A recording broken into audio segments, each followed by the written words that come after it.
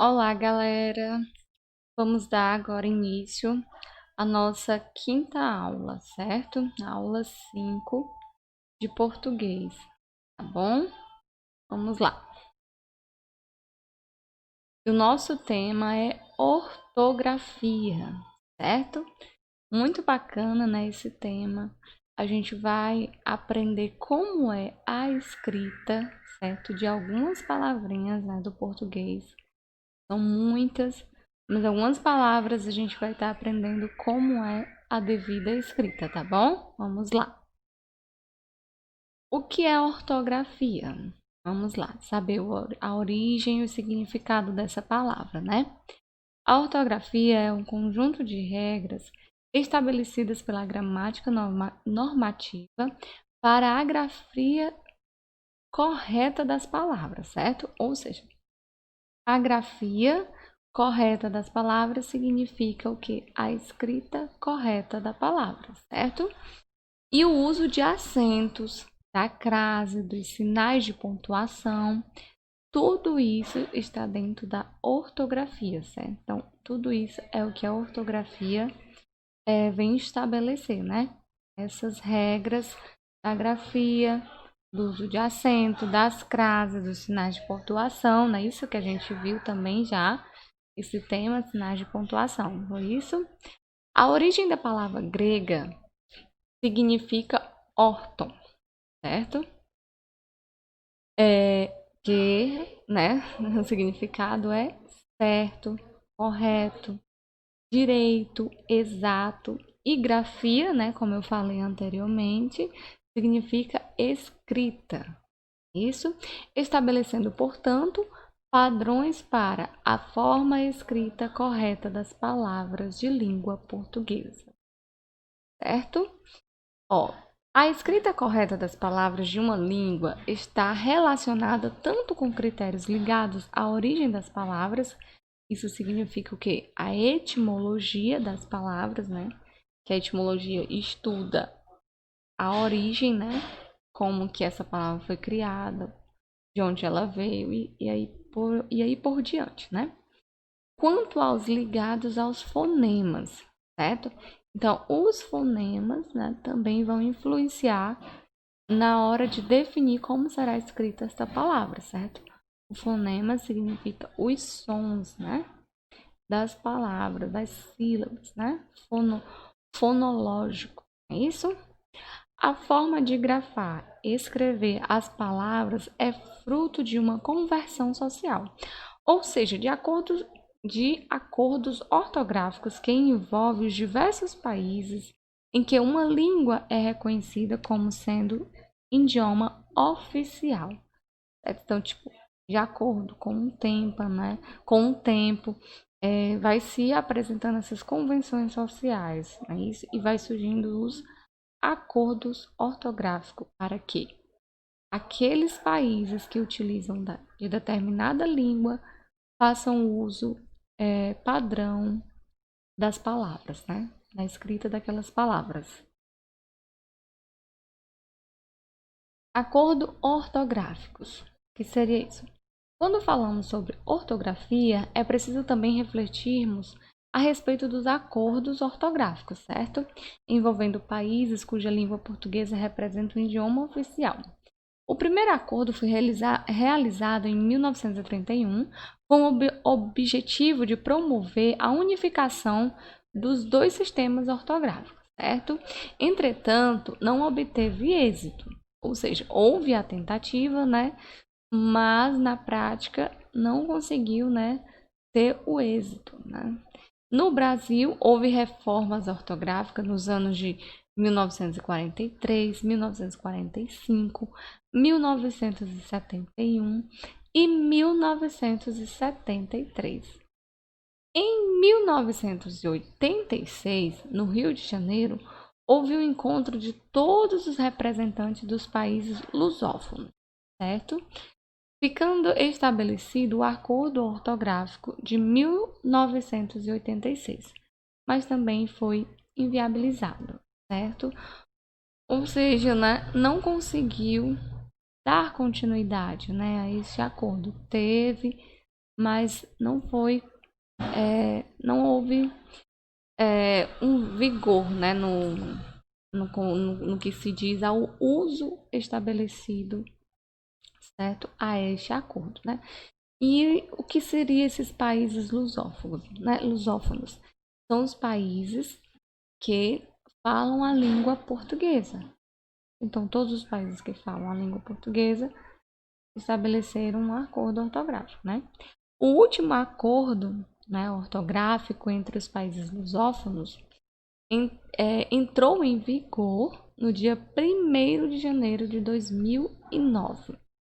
Esse sim conseguiu, né, ser viabilizado, né, e teve êxito, certo?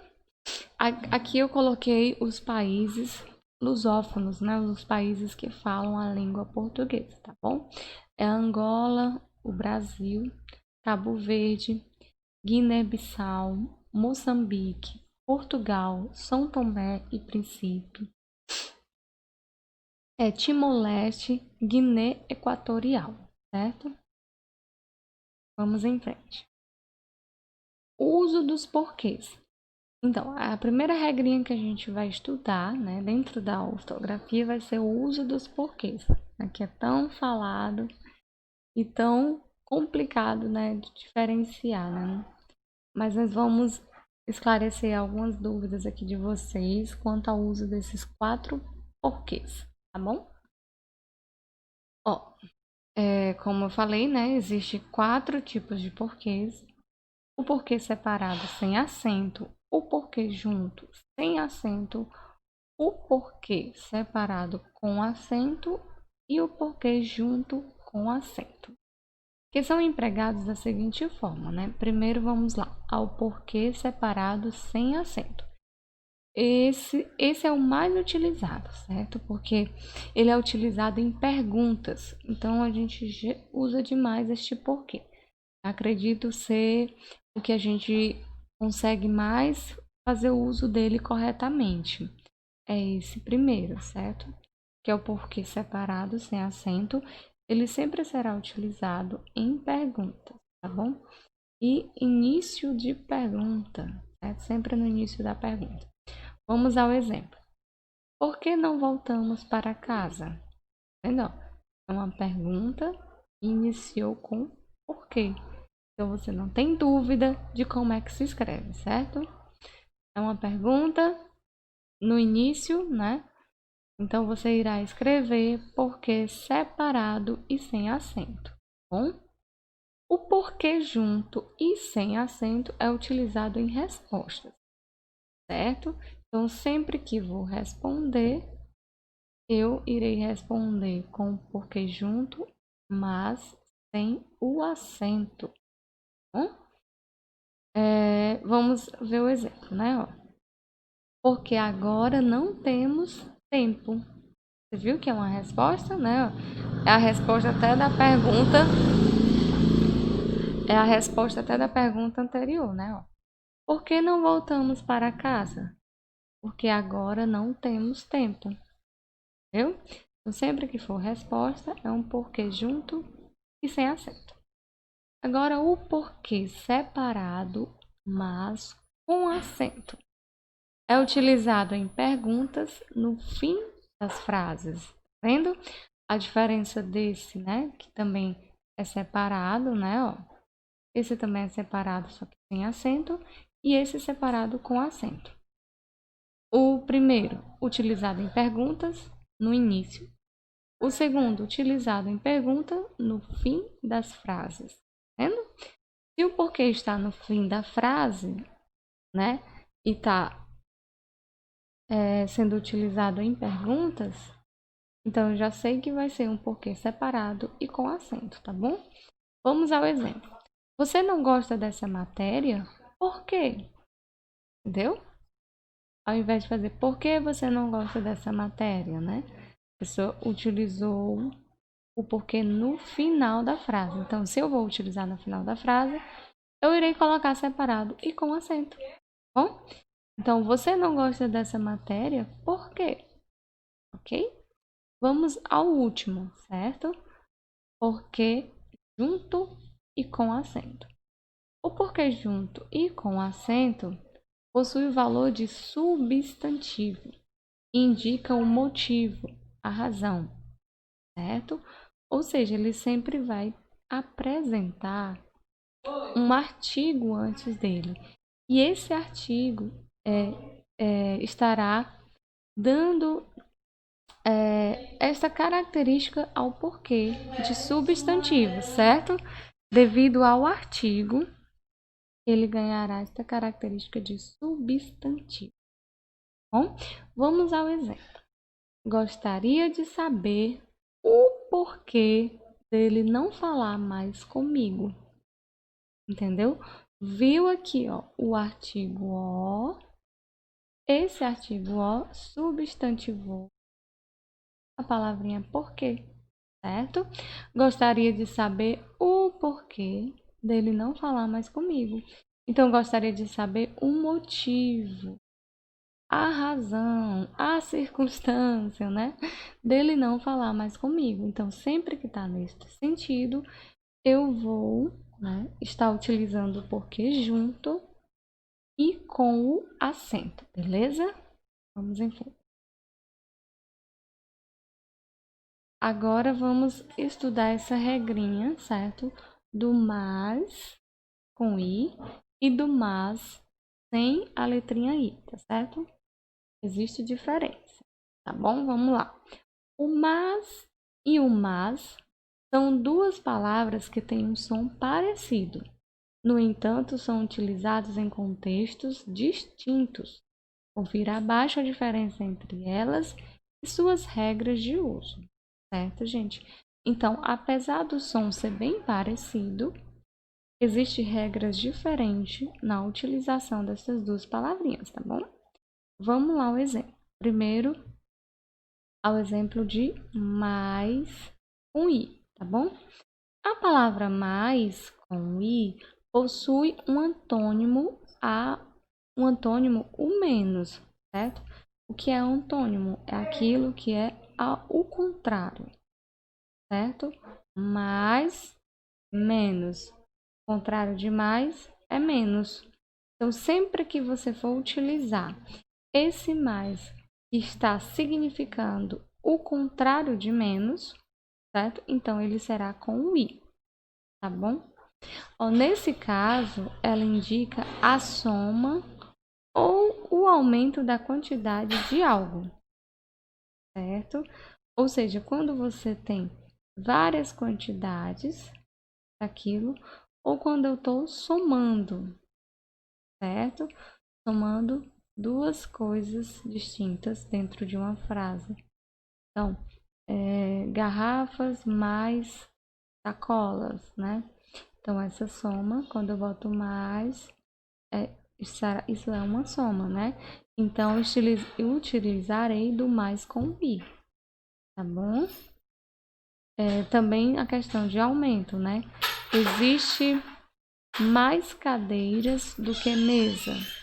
Então, estou falando do aumento de quantidade, então estarei utilizando o mais com o i, certo? Embora seja mais utilizada como advérbio de intensidade, independente da função que exerce na frase, o mais com i pode ser substantivo, preposição, pronome indefinido ou conjunção. Olha como a palavrinha mais pode ter vários significados, né? Pode estar dentro de várias classes gramaticais, certo? Não só um advérbio de intensidade, né? Mas também pode ser um substantivo, uma preposição ou um pronome, tá bom? Vamos ver aqui alguns exemplos. Quero ir mais vezes à Europa, certo? Quero ir mais vezes à Europa. Isso é o quê? É o aumento de quantidade, né? Aumento de quantidade de vezes que eu quero ir para a Europa. Então, é mais um i. Hoje vivemos num mundo melhor e mais justo. É isso? Ou seja, esse daqui está sendo uma soma. O mundo está melhor. E mais justo. Tá somando, né, essas duas características. Isso? Então, vamos a último exemplo, tá? Jonatas foi à festa com seu amigo, mais sua namorada. E aqui é soma também, né? Jonas foi à festa com seu amigo e com sua namorada, né? E mais sua namorada. Uma soma. É isso? Então, também será utilizado o mais com o i. Tá certo? Vamos ao próximo. Continuando, né? Agora, só que agora nós vamos ver exemplo de mas, sem o i, tá bom? A palavra mas pode desempenhar o papel de substantivo, conjunção ou advérbio, certo? Primeiro, como substantivo, o mas está associado a algum defeito, certo? Vamos ver o exemplo para vocês entenderem esse mas como um defeito, certo? Nem mais, nem meio mas. Faça já seus deveres de casa, certo? Ou seja, esse substantivozinho mas está querendo dizer, qual o significado dele, né? Nem mais, nem meio mas. Ou seja, não é como se a pessoa estivesse querendo se justificar para não fazer os deveres de casa, né? Mas eu tô cansada, mas eu tô com sono, mais isso, mais aquilo, ou seja, várias justificativas para não cumprir o seu dever, né?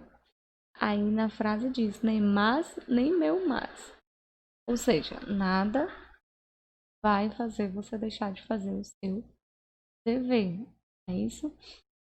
Então, para que a pessoa não deixe de fazer o seu dever, né? A pessoa deixa bem claro que não vai ter justificativa. Faça ela deixar de cumprir, certo? Nem mas, nem meio mas. Você vê que esse mas aqui tem todo um significado, né? Nem mais uma justificativa, nenhuma justificativa a mais. Então, esse mas, ele está com um papel de substantivo, certo? Por conta do significado que é agregado a ele, né? Então, no segundo ponto, como conjunção adversativa, o mas é utilizado quando o locutor quer expor uma ideia contrária à que foi dita anteriormente, certo? Ou seja, a conjunção adversativa que vai do contrário, né? Que vai ao contrário da, da frase que foi dita anteriormente. Conjunção é aquela palavrinha que une duas frases, né? Conjunção adversativa que adverte uma frase da outra, né? Ou seja, ideia de contrário, tá bom? Vamos ao exemplo. Estou muito calmo, mas estou muito nervoso agora. Perceberam? O mas como uma conjunção, né? E dando essa ideia de contrariedade, né? Eu sou calmo, mas estou muito nervoso agora. Então, há uma contradição. Pessoa calma, calmo e nervoso, né? Calmo e nervoso.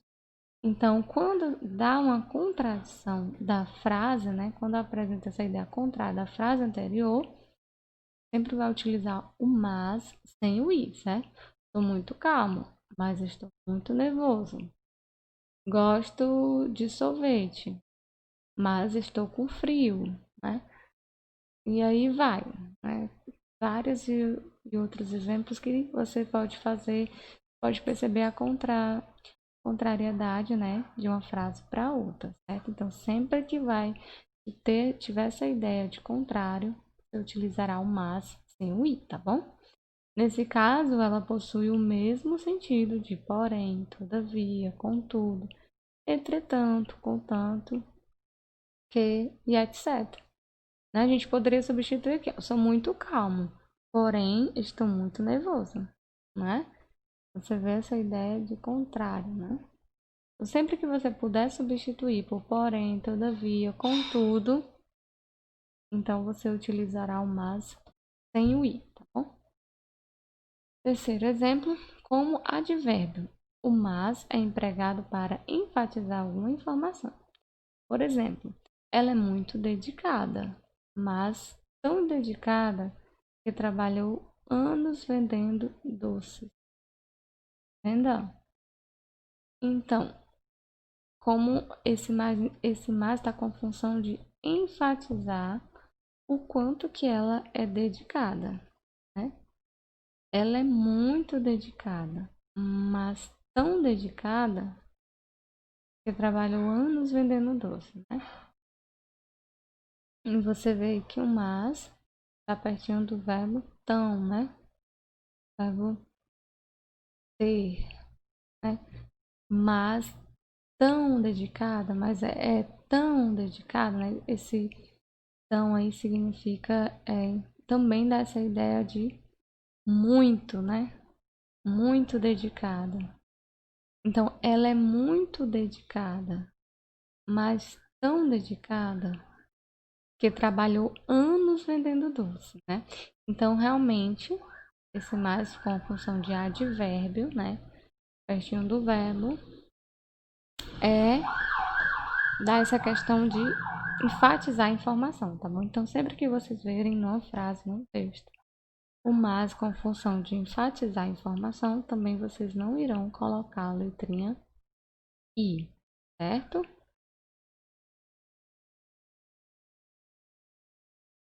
Agora, essas duas palavrinhas, né? Acima e acima. Acima junto e acima separado. O termo acima e a locução acima possuem o mesmo som. No entanto, são utilizados em contextos diferentes. Por esse motivo, causam grande confusão quando temos que escrever um texto. Para que você aprenda de uma vez por todas a usá-los corretamente, confira abaixo dicas com as regras e os usos e alguns exemplos, né? Então vamos lá. Para a gente não ter mais confusão, né? Na hora de escrever acima e acima. Primeiro vamos conhecer um pouquinho o significado da palavra acima com tudo junto, né? A palavra acima, escrita junta, é um advérbio de lugar e antônimo de abaixo, certo? Ou seja, o contrário de abaixo. Assim, ela é empregada com o sentido de que algo está no local elevado, ou seja, localizado numa posição superior.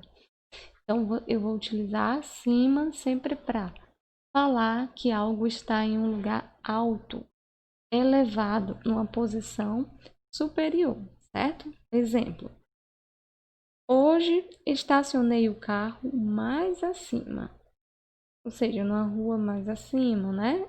Enfim, vi seu nome mais acima da lista de convocados. Vendo o mesmo sentido de superior, né? Posição superior. E sempre o contrário de abaixo.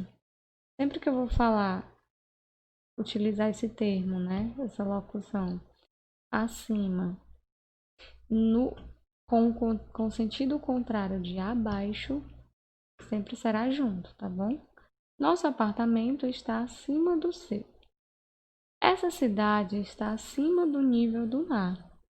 Para entender melhor a matéria, confira os exemplos acima. Certo? Vamos lá. E agora, acima, separado. O termo acima, escrito separado, é sinônimo de para cima, certo? Ao invés de ser sinônimo abaixo, é sinônimo de para cima, certo? Acima, para cima. Então, se é sinônimo, tem significado semelhante. Quando eu digo acima, é como se eu estivesse dizendo também para cima, certo? E é antônimo de baixo, certo? Quando eu não quero falar de baixo, né? É ao contrário, né? Eu tô querendo falar acima. Então, utilizarei separado, certo? É o antônimo de de baixo, certo? Ou para baixo. E não leva a crase, certo?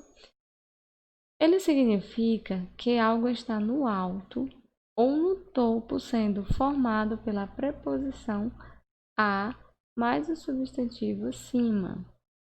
Fiquei muito nervosa, vamos aos exemplos, né, gente? Fiquei muito nervosa, pois quando entrei na sala, ela me olhou de baixo a cima. Olha aí, né? O antônimo da palavrinha juntinho, né? Então, antônimo juntinho da palavrinha acima. Ela me olhou de baixo a cima, certo? Antes de comprar a casa, José verificou tudo de baixo a cima. Ou seja, verificou tudo, né? De baixo a cima. Não é isso? Levamos 4 horas para subir a montanha de baixo a cima. Você vê que eles vão estar sempre juntos, né? O antônimo. E também você pode substituir o acima para cima, certo? Esse azinho está funcionando como uma preposição, certo? Resolvemos correr ladeira de baixo a cima, certo? Então, ou seja, numa posição elevada, não é isso? Então, acima e sendo utilizado como antônimo de baixo, né? Então é separado, certo?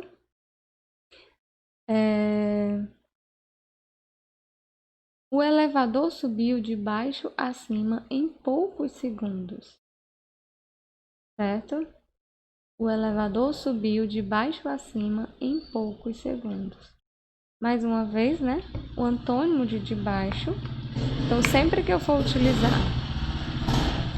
antônimo de baixo, eu utilizarei a palavra acima separado, certo? A com H e o A sem o H. Vamos ver a diferença desses dois, certo? São dois termos que geram muita confusão para os utilizadores da língua. Isso porque ambos possuem o mesmo som, porém apresentam grafias diferentes, né, gente?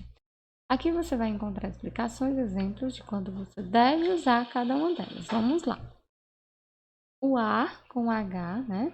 Com H representa uma forma do verbo haver. Olha que legal. Assim podemos utilizar o A quando o verbo haver é impessoal, sem sujeito e possui o sentido de existir, certo? Quando o verbo haver é impessoal, né? Sem sujeito e possui o sentido de existir. Essa forma verbal é conjugada na terceira pessoa do singular do presente do indicativo, certo, gente? Nós vamos ver agora o exemplo. Ó, há muitas pessoas no mundo. Esse significado, né, significa o mesmo que dizer existem muitas pessoas no mundo.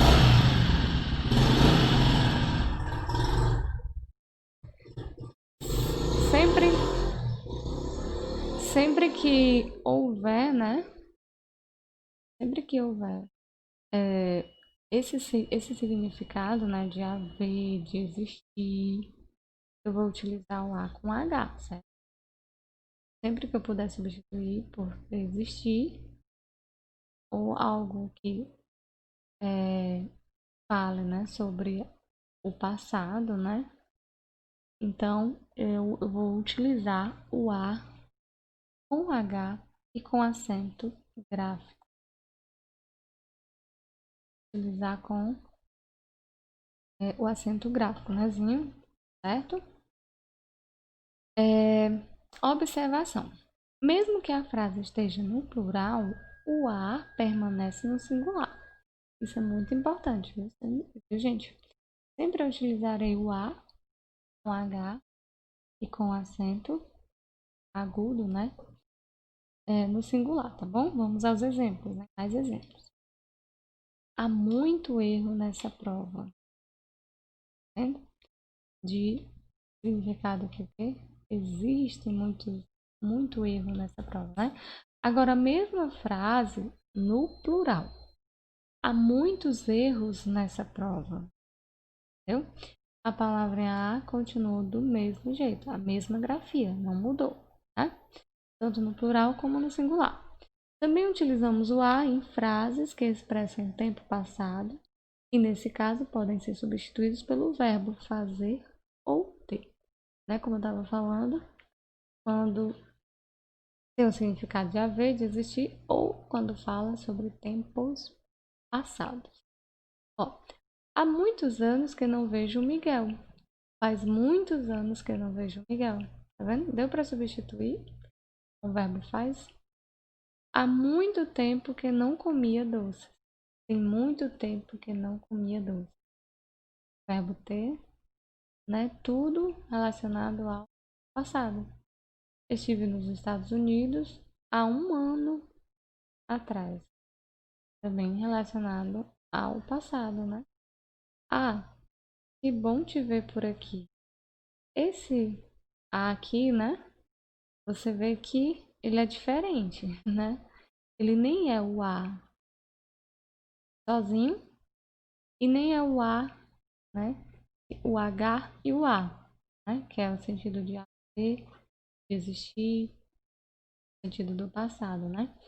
Mas esse A, que bom te ver, ele é uma interjeição, certo? Então, sempre que você for falar com alguém, ou, passar essa ideia de surpresa, que legal, que bom, ou ah, que pena, sempre vai ser com essa grafia, certo?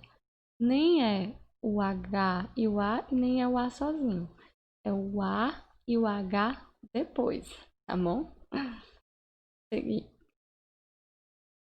Agora o exemplo quando a gente utiliza só o A, tá bom? O A é um artigo definido, utilizado antes de substantivos e diferente do A com H, que indica tempo passado. Esse é utilizado para falar de uma ação futura. Além disso, ele é empregado quando estamos nos referindo à distância. Aí, que legal. Daqui a 3 anos, irei para a Inglaterra. Certo? Então, aqui não está se referindo ao passado, né? E sim ao futuro. Estamos morando a 5 quilômetros do metrô, né? Aqui já está se referindo à distância, né? Então, quando se refere à distância, é só o A sem H, tá?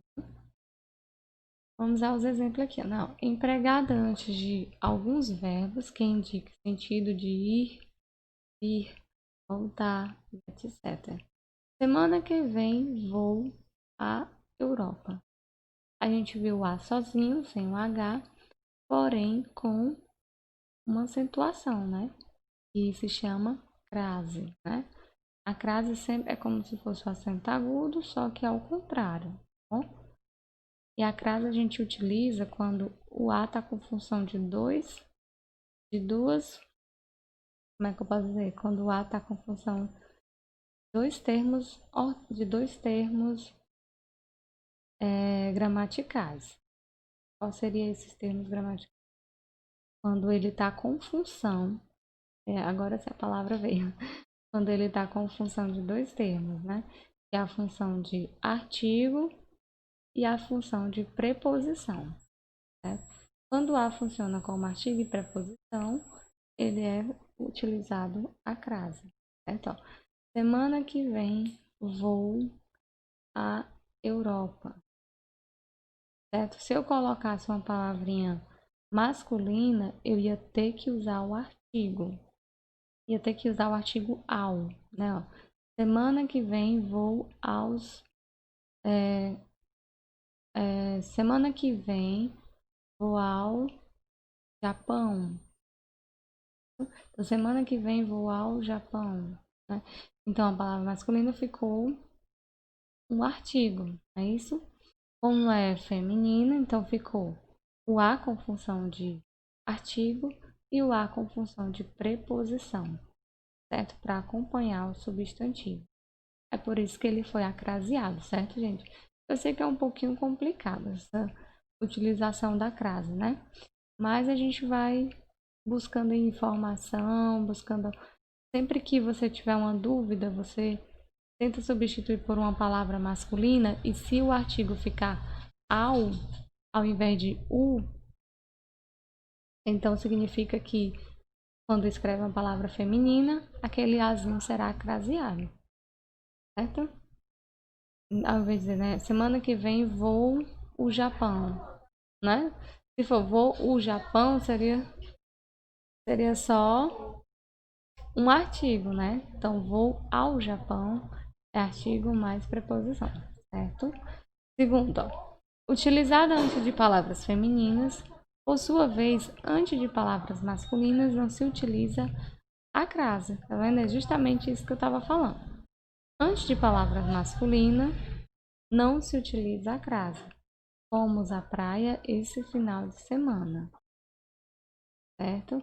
A praia aqui, feminina, né? Então, utiliza, né? Agora, se fosse parque, fomos ao parque, né?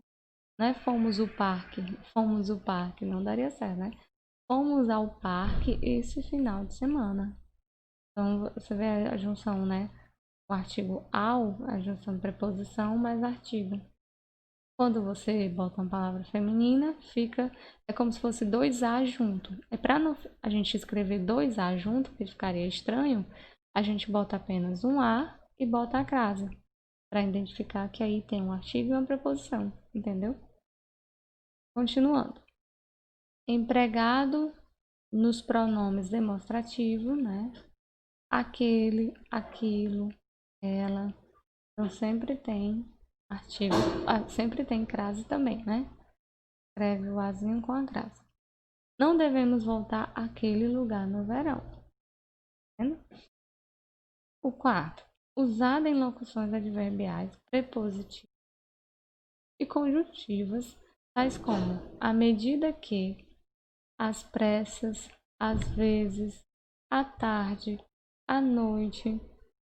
Tá vendo? Então, locuções adverbiais, prepositivas ou conjuntivas. Porque sempre quando a gente fala de locução, é junção de duas palavras, né? Aí a palavra a medida que, ou de uma ou duas, de duas ou mais palavras, né? Às pressas, às vezes, à tarde, à noite. A gente sempre vai utilizar o A sozinho, sem o H, e o A craseado, certo? Saímos à tarde para comprar roupa. Você vê aqui um outro exemplo, né? Saímos à tarde para comprar roupa. Já o A com acento agudo, né? Não é utilizado isoladamente, ou seja, sozinho. Esse termo não existe. Ele é empregado na sílaba tônica, a mais forte de uma palavra. Então, nunca você vai ver um azinho escrito no meio da frase, ele sozinho, com um acento agudo, certo? Ele nunca vai, não existe. Sempre que o A ele vai estar acentuado com um sinal agudo, ele vai estar dentro de uma palavra, identificando a sílaba tônica, a sílaba mais forte. Sofá, água, fácil.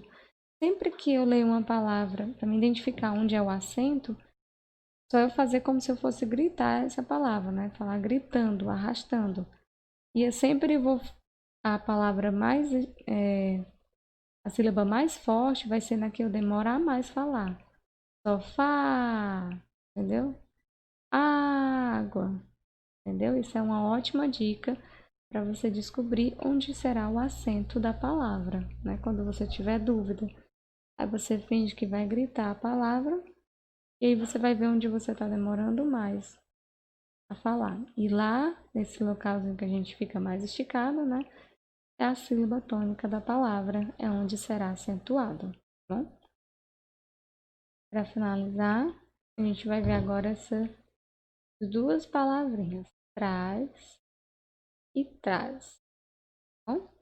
As palavras traz e traz, né, são homófonas. O que significa homófono? Que elas possuem o mesmo som, certo? Porém, grafias diferentes, né? Tem palavras que já têm a mesma grafia, mas com sons diferentes, né? Elas não, são grafias diferentes e sons iguais, tá? É por isso que esses monossílabos tônicos causam muita confusão na hora de escrever. Confira aqui regras. Use os exemplos dessas palavras e não erre mais, tá? Traz com S. O traz com S e o acento agudo é um advérbio que significa na parte traseira, sendo utilizado como um sinônimo de atrás, detrás, após e etc.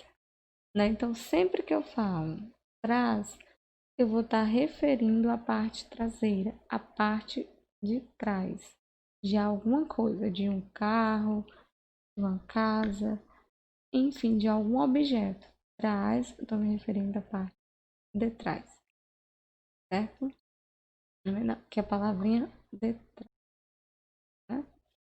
Esse termo vem sendo precedido por uma preposição, e nesse caso desempenha o papel de um advérbio de lugar, formando uma locução adverbial. Ou seja, sempre que eu utilizo a palavrinha traz, sempre ela será acompanhada por uma preposição. Vamos ver no exemplo.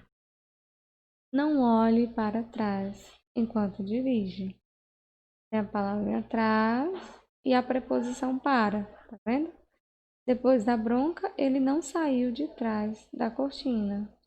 Outra preposiçãozinha. Com certeza, existe muita coisa por trás desse caso político. Observação: a palavra atrás é grafada com S no final e, portanto, o termo atrás está incorreto. Certo? Quando eu quero falar atrás, com o azinho junto da palavra atrás, ela sempre será grafada com S. Então, tem o significado de atrás de algo, certo? Então, não existe atrás com Z no final, tá bom? É incorreto. Agora, traz com Z. O traz com Z é uma forma verbal do verbo trazer. Olha como o significado é diferente, né?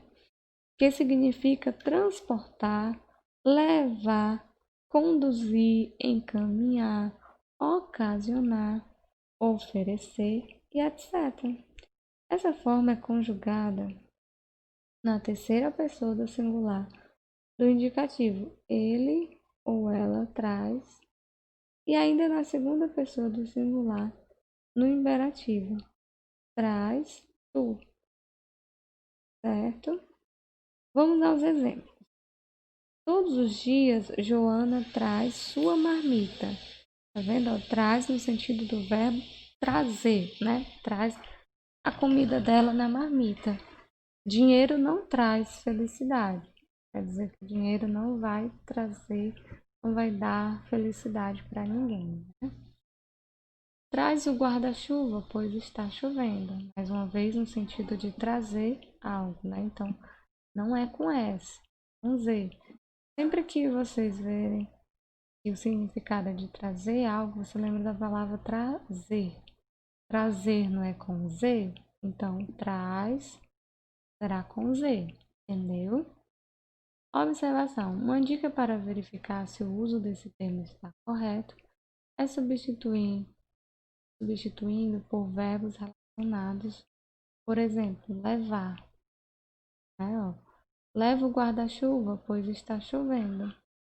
No mesmo sentido de trazer, né? Traz o guarda-chuva, pois está chovendo.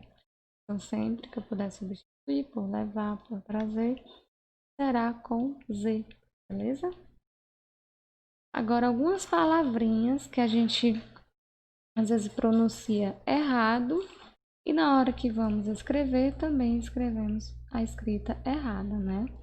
E não de acordo com o acordo ortográfico, né? A regrinha. Vamos lá, advogado. A gente fala advogado e advogado. O D é mudo. Bandeja e é bandeja. Beneficiente e é beneficente. É uma diferença, né? Cabeleireiro e o certo é cabeleireiro, né, gente? Caranguejo e o certo é caranguejo, né? Desinteria e o certo é dis disenteria. Disenteria. É com houve a troca, né? Na parte que tá errada, trocou o E pelo I. É disenteria, não desinteria, né? É depedrar, é errado, e o certo é depredar, né? Frustrado, e o certo é frustrado, né? Mendigo, e o certo é mendigo. Mortandela, muita gente fala mortandela, e o correto é mortadela, tem o N, né? Pneu, e o certo é pneu. Pneu sem o E, né? Não é pneu, e sim pneu. Lagartixa, o certo é lagartixa. Prazeroso, e o certo é prazeroso. Reivindicar, e o certo é reivindicar. Sem o N, certo? É isso, gente. A gente viu hoje um pouco sobre ortografia, né? Tem muitas palavras para a gente aprender a grafia correta, mas aqui são algumas que vai ajudar vocês quando forem mandar as mensagens no WhatsApp, postar aquela mensagem de parabéns para o seu melhor amigo, para sua família, para a gente procurar não errar mais na hora da escrita, não é isso? Espero que tenham gostado, bom estudo e até a próxima, tá?